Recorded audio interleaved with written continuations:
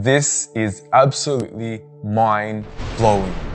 The entire world has been staring in absolute awe at images that have just been released from the James Webb Space Telescope, a $10 billion piece of equipment that traveled over 1.6 million kilometers to provide us with the sharpest and deepest glimpse into the cosmos, capturing light from over 13 billion years back into the history of our universe. And while there's been much admiration of the science and technology that has brought us these images, this is much more than just a photograph.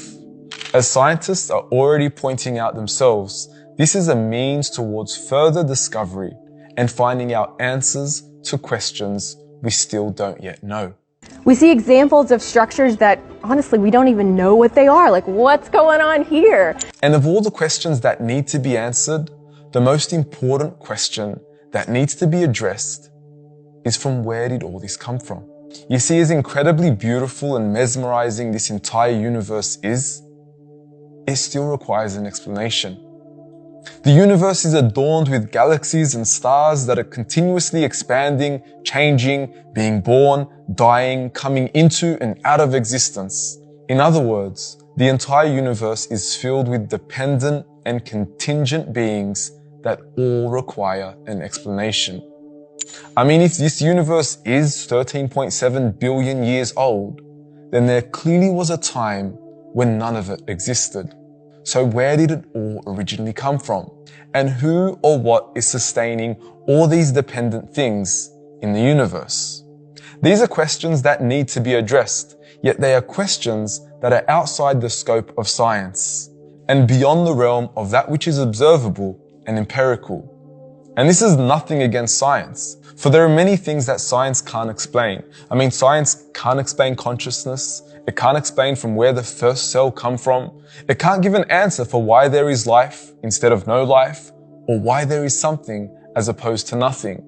Yet the universe still requires an explanation, and that explanation can only be from an independent source. Something that doesn't change, something that doesn't die, something that doesn't come into and out of existence, something that all dependent things rely upon, something that doesn't require any further explanation because it is and always was an independent and eternal force, an everlasting creator. So while we can very well and rightfully so admire the science that brought us this image of this magnificent scene, let us not forget the one who gave us the scene to begin with. Allah. He is the one.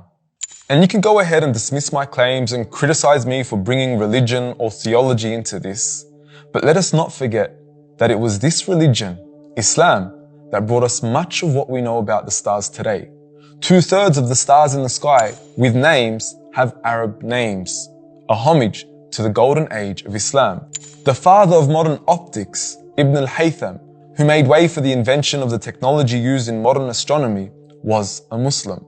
These are Muslims who were inspired by and driven by this book that constantly told them again and again and again to ponder over the universe and look into the sky for signs.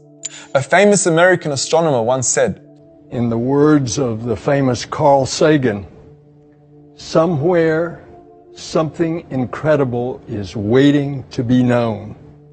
And I have no doubt in that statement. In the entire universe and the creation of the heavens and the earth, there are signs of something incredible waiting to be known. And He is Allah.